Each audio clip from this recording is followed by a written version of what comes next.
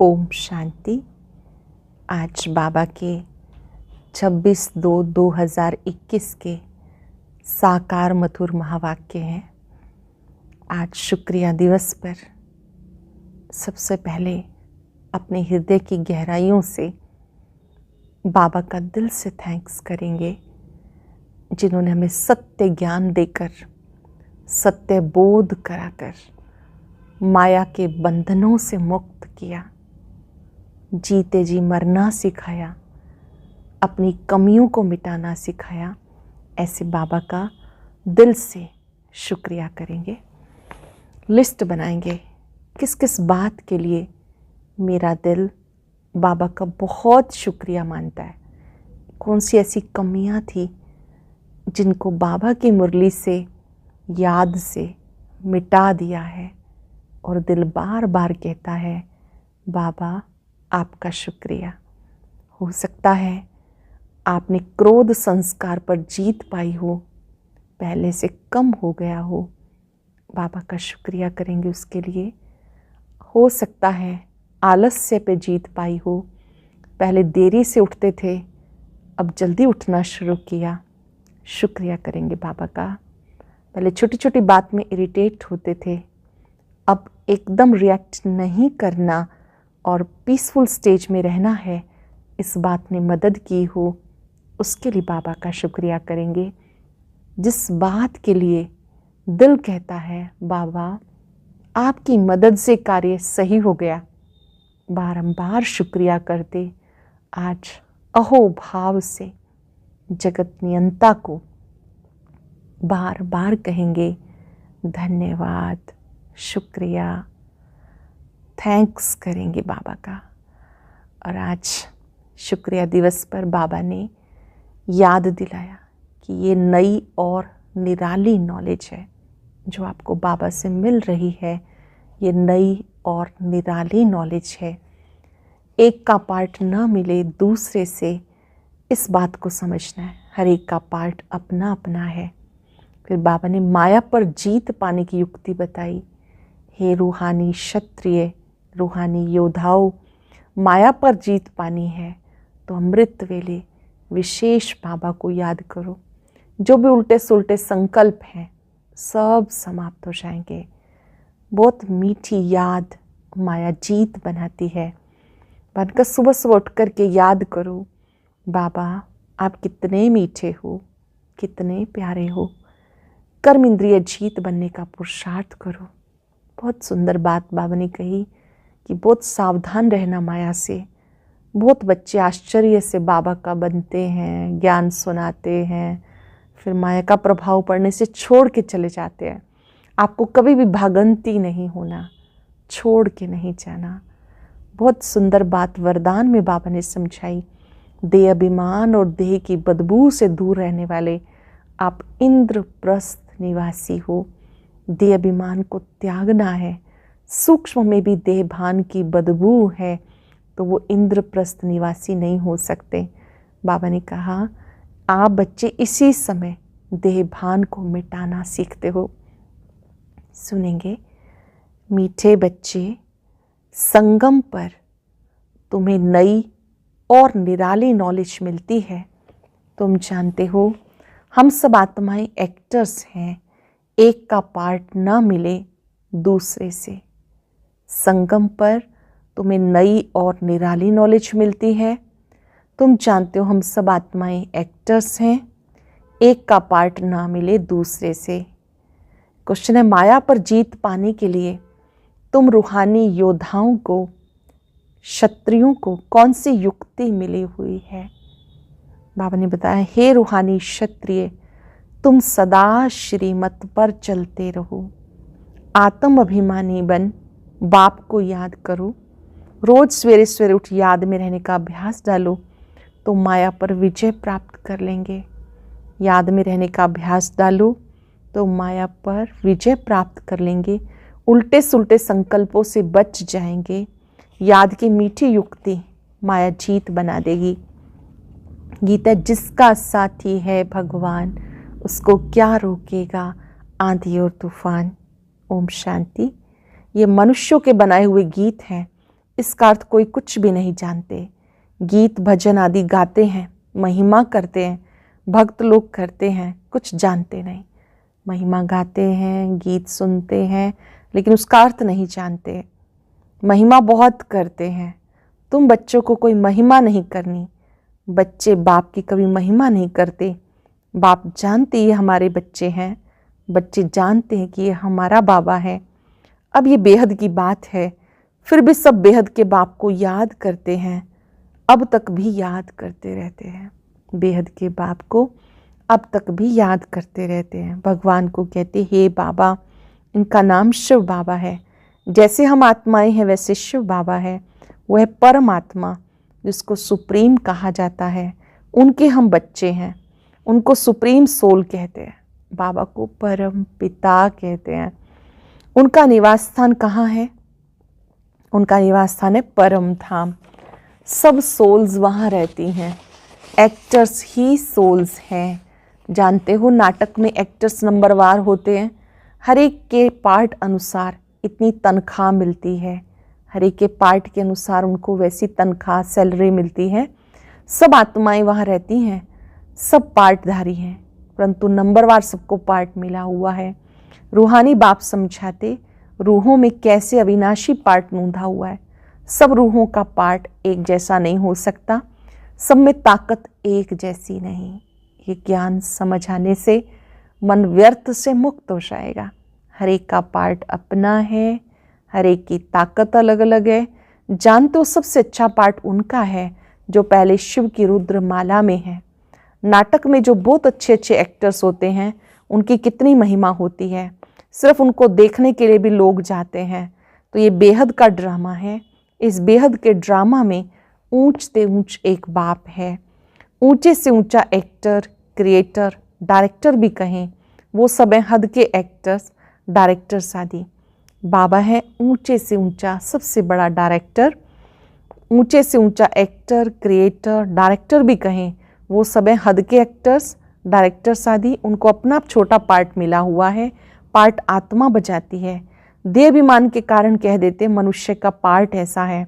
बाबा कहते पार्ट सारा आत्मा का है। आत्म अभिमानी बनना होता, बाबा ने समझाया।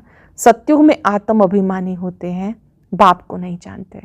सतयुग में आत्म अभिमानी होते हैं लेकिन बाबा को नहीं जानते। यहाँ कलयुग में तो आत्म अभिमानी भी नहीं और बाप को भी नहीं जानते। अब तुम आत्म अभिमानी बनते हो, बाप को भी जानते हो। तुम ब्राह्मणों को नॉलेज मिली है, तुम आत्मा को जान गए। हम आत्माएं एक्टर्स हैं, सबको पार्ट मिला हुआ है। जो एक ना मिले दूसरे से, वह पार्ट सारा आत्मा में है। यूँ तो जो नाटक बनाते हैं वो भी पार्ट आत्मा ही धारण करती है, अच्छा पार्ट भी आत्मा ही लेती है। आत्मा कहती मैं गवर्नर हूँ, फलाना हूँ, परंतु आत्म अभिमानी नहीं बनते। सत्युग में समझेंगे कि मैं आत्मा हूँ, एक शरीर छोड़ दूसरा लेना है। परमात्मा को वहाँ कोई जानते नहीं। इस समय तुम सब कुछ जानते हो। शूद्रों और देवताओं से तुम ब्राह्मण उत्तम हो। इतने ढेर ब्राह्मण कहाँ से आएंगे जो बनेंगे? लाखों आते हैं प्रदर्शनी में। जिसने अच्छी तरह से समझा, ज्ञान सुना, वो प्रजा बन गए। प्रदर्शनी में बहुत आते हैं, सुनते हैं, समझते हैं, कोई कोई कोर्स भी करते हैं। बाबा कहते वो सब प्रजा बनती जाती। एक एक राजा की प्रजा बहुत होती। तुम प्रजा बहुत बन रहे हो। प्रदर्शनी प्रोजेक्टर से कोई समझकर अच्छे भी बन जाएंगे, सीखेंगे, योग लगाएंगे। अब वो निकलते जाएंगे, प्रजा भी निकलेगी, फिर साहूकार, राजा रानी, गरीब आदि सब निकलेंगे। बाबा ने कहा यहाँ पर सभी तैयार हो रहे हैं। महाराजा महारानी, राजा रानी, प्रजा, दास दासियाँ, प्रिंस प्रिंसेस बहुत होते। सतयुग से त्रेता तक प्रिंस प्रिंसेस बनते। सिर्फ 8 व 108 तो नहीं होंगे, लेकिन अभी वो बन रहे हैं। तुम सर्विस करते रहते हो, ये भी नथिंग न्यू। तुमने कोई फंक्शन किया, कोई नई बात नहीं, अनेक बार किया। फिर संगम पर यही धंधा करेंगे और क्या करेंगे? संगम पर बाबा कहते क्या कार्य करेंगे? यही सेवा करेंगे, फंक्शन करेंगे, प्रदर्शनी रखेंगे, अनेकों को कोर्स कराएंगे। बाबा आएंगे पतितों को पावन बनाने। इसको कहा जाता वर्ल्ड की हिस्ट्री ज्योग्राफी। नंबरवार तो हर बात में होता ही है। तुम्हारे में जो अच्छा भाषण करते हैं सब कहेंगे इसने बहुत अच्छा भाषण किया। दूसरे का सुनेंगे, कहेंगे पहले वाले अच्छा समझाते थे, तीसरे उनसे तीखे होंगे, कहेंगे ये उनसे भी तीखे हैं। हर बात में पुरुषार्थ करना होता है कि हम उनसे ऊपर जाएं। होशियार जो होते हैं वो झट हाथ उठाएंगे भाषण करने के लिए। तुम सब पुरुषार्थी हो, आगे चल मेल ट्रेन बन जाएंगे। जैसे मम्मा स्पेशल मेल ट्रेन थी, मतलब तीव्र पुरुषार्थ करने वाली थी। बाबा का तो पता नहीं पड़ेगा क्योंकि दोनों इकट्ठे हैं, तुम समझ नहीं सकेंगे कि कौन कहते हैं। तुम सदैव समझो कि शिव बाबा समझाते हैं। बाप और दादा दोनों जानते हैं, परंतु वो अंतर्यामी है। बाहर से कहते ये तो बहुत होशियार है। बाबा भी महिमा सुनकर खुश होते। लौकिक बाप का भी कोई बच्चा अच्छी तरह पढ़ के ऊंच पद पाता। बाप समझते हैं ये बच्चा अच्छा नाम निकालेगा। शिव बाबा ब्रह्मा बाबा तो दोनों इकट्ठे हैं। निराकार बाबा तो सब कुछ जानते हैं। ब्रह्मा बाबा भी बहुत होशियार हैं। शिव बाबा ब्रह्मा तन से समझाते हैं। बाबा ने कहा ये भी समझते फलाना बच्चा इस रूहानी सर्विस में होशियार है। मुख्य तो भाषण है कि इसको बाबा का संदेश देना, समझाना। मुख्य बात है कोई भी मिला परमात्मा पिता का परिचय देना, यथार्थ परिचय देना, उनका नाम, रूप, घर, गुण, कर्तव्य, ये चीज़ें बताना। बाबा ने मिसाल भी बताया कि किसको 5 बच्चे थे। किसी ने पूछा तुम्हें कितने बच्चे हैं, तो बोला 2 बच्चे हैं। कहा तुमको तो 5 हैं, तो कहा सपूत तो 2 ही है ना। यहाँ भी ऐसे है, बच्चे तो बहुत हैं। बाबा कहेंगे डॉक्टर निर्मला बच्ची बहुत अच्छी है। बहुत प्रेम से लौकिक बाप को समझाए, सेंटर खुलवा दिया। निर्मला दीदी को आज बाबा याद कर रहे हैं, जो आजकल हमारे ज्ञान सरोवर एकेडमी की विशेष रूप से सेवाएं देख रहे हैं। बाबा ने कहा कि बच्ची कितनी अच्छी है, बहुत प्रेम से लौकिक पिता को भी समझाकर सेंटर खुलवा दिया। ये भारत की सर्विस है, तुम भारत को स्वर्ग बनाते हो। इस भारत को नर्क रावण ने बनाया। एक सीता कैद में नहीं थी, तुम सीताएं रावण की कैद में थी। बाकी शास्त्रों में सब दंत कथाएं हैं। आत्माएं सब सीताएं हैं, सब 5 विकारों के वशीभूत हो गए थे।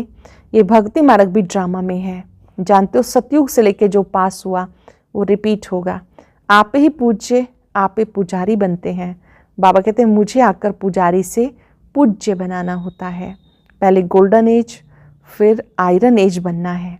सतयुग में सूर्यवंशी लक्ष्मी नारायण का राज्य था। राम राज्य तो चंद्रवंशी था।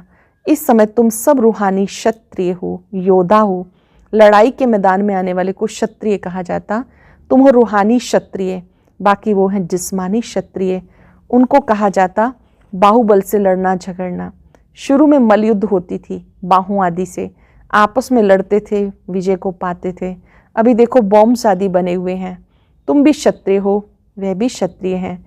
तुम माया पर जीत पाते हो श्रीमत पर चलकर।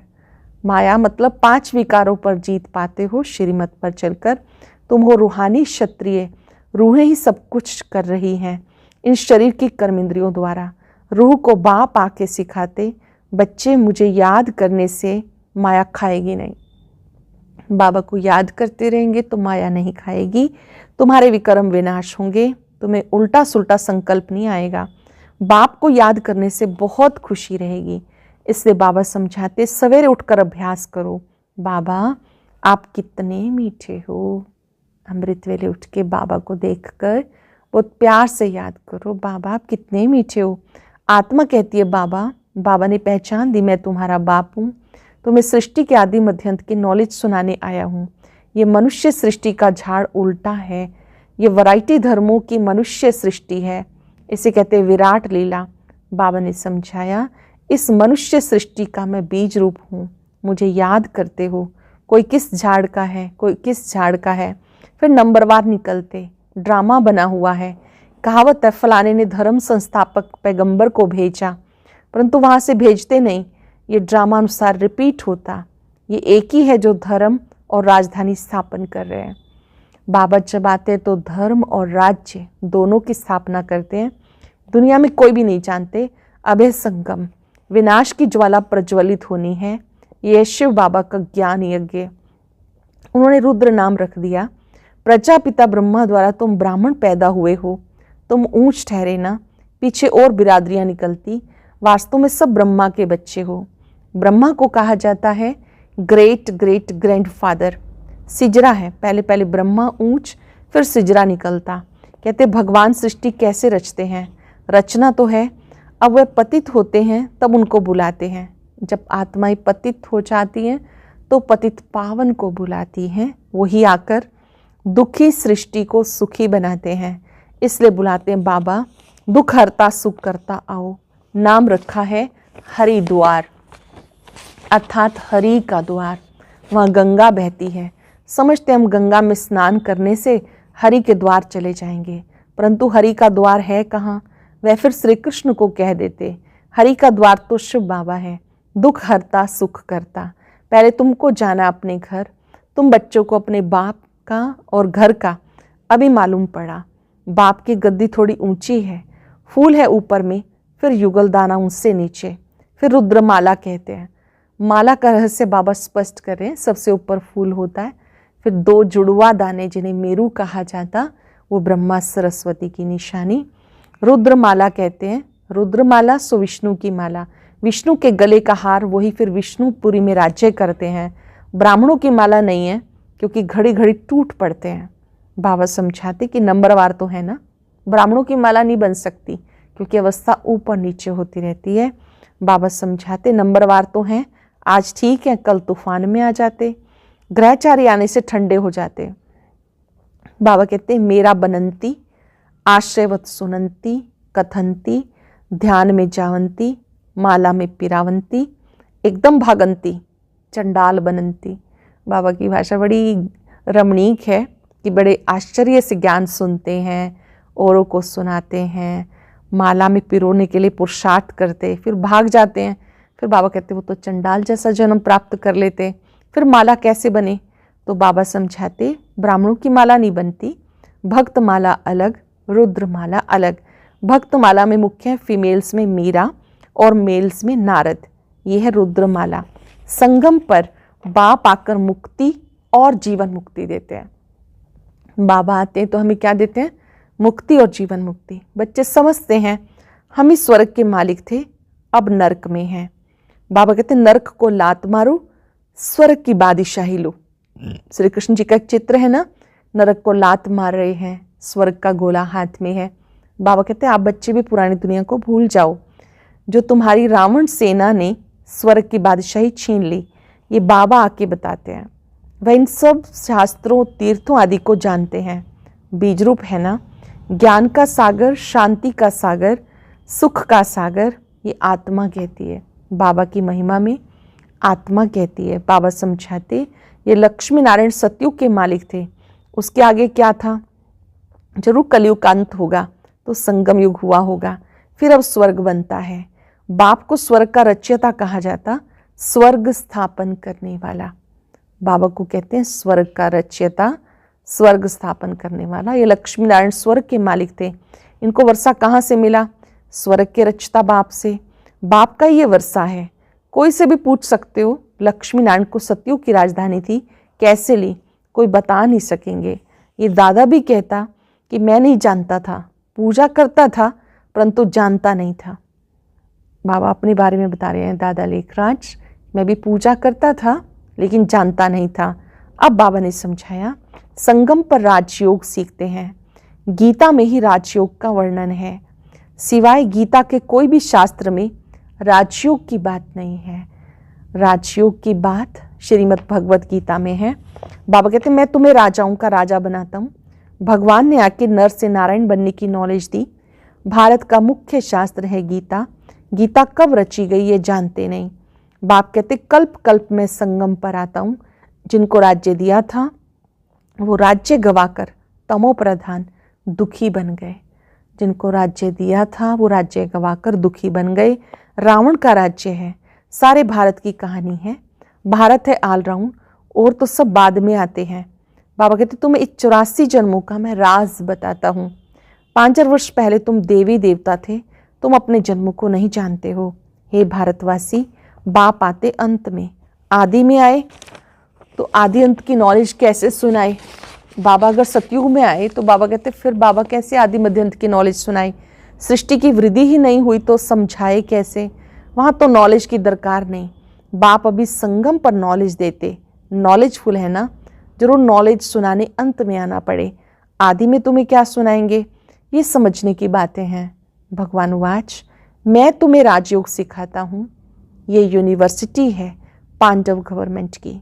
अभी है संगम, यादव कौरव पांडव, उन्होंने बैठ सेनाएं दिखाई। पांडव जो प्रीत बुद्धि हैं, कौरव जो विपरीत बुद्धि है, यादव अर्थात जिन्होंने बॉम्ब्स बनाए। बाबा समझाते यादव कौरव विनाशकाले विपरीत बुद्धि, एक दो को गाली देते रहते, बाप से प्रीत नहीं, कह देते कुत्ते बिल्ली सब में परमात्मा। बाकी पांडवों की प्रीत बुद्धि थी, पांडवों का साथी स्वयं परमात्मा था। पांडव अर्थात जो प्रीत बुद्धि है, जिनकी परमात्मा से प्रीत है, उन्हें ही उसका साथ मिलता है। पांडव माना रूहानी पंडे, वो है जिस्मानी पंडे, तुम हो रूहानी पंडे। वो जिस्मानी पंडे और आप हो रूहानी पंडे। अच्छा, मीठे मीठे सिक्के लदे बच्चों प्रति माता पिता बाप दादा का याद प्यार। Good morning. रूहानी बाप की रूहानी बच्चों को नमस्ते, रूहानी बच्चों की रूहानी बाप दादा को नमस्ते, गुड मॉर्निंग। शुक्रिया बाबा, शुक्रिया। धारणा के लिए सार। आज की मुख्य बातें कौन कौन सी हैं, याद करेंगे अपने मन में। आज मेरे बाबा ने मुझसे क्या क्या बात की। कुछ सेकंड साइलेंस में बैठे, मन ही मन याद करें बाबा की बातें, सुनेंगे। आत्म अभिमानी बन इस बेहद नाटक में हीरो पार्ट बजाना है। आत्म अभिमानी बन इस बेहद नाटक में हीरो पार्ट बजाना है। हर एक्टर का पार्ट अपना अपना है, इसलिए किसी के पार्ट से रीस नहीं करनी। सवेरे सवेरे उठकर अपने आप से बातें करनी है, अभ्यास करना है। मैं इस शरीर के कर्म इंद्रियों से अलग हूँ। बाबा आप कितने मीठे हो, आप हमें सृष्टि के आदि मध्य अंत का ज्ञान देते हो। कितने मीठे हो जो हमें सृष्टि के आदि मध्य अंत का ज्ञान देते हो। वरदान है सदा देह अभिमान व देह की बदबू से दूर रहने वाले इंद्रप्रस्थ निवासी भव। देह अभिमान व देह की बदबू से दूर रहने वाले इंद्रप्रस्थ निवासी भव। कहते इंद्रप्रस्थ में सिवाय परियों के कोई भी मनुष्य निवास नहीं कर सकता। मनुष्य अर्थात जो अपने को आत्मा न समझ देह समझते हैं, तो देह अभिमान, देह की पुरानी दुनिया, पुराने संबंधों से सदा ऊपर उड़ते रहते। जरा भी मनुष्यपन की बदबू ना हो, देही अभिमानी स्थिति में रहो। ज्ञान योग के पंख मजबूत हों, तब कहेंगे इंद्रप्रस्थ निवासी। जरा भी देह अभिमान की बदबू ना हो, ज्ञान योग के पंख मजबूत हों, देही अभिमानी स्थिति हो। अगर ये दोनों चीज़ें हैं, देही अभिमानी स्थिति है, ज्ञान योग के पंख हैं, तो कहेंगे इंद्रप्रस्थ निवासी। स्लोगन है अपने तन मन धन को सफल करने वाले, सर्व खजानों को बढ़ाने वाले ही समझदार हैं। जो अपने तन मन धन को सफल करते हैं, सर्व खजानों को बढ़ा लेते हैं, वही समझदार बच्चे हैं। आज हम अभ्यास करेंगे, मैं बाबा का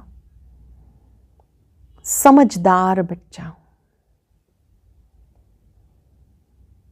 मुझे अपने तन मन धन को सफल करना है। ओम शांति। और अभी सुनेंगे आज की अव्यक्त मुरली। इसके लिए ऊपर दिए गए बॉक्स को क्लिक करें।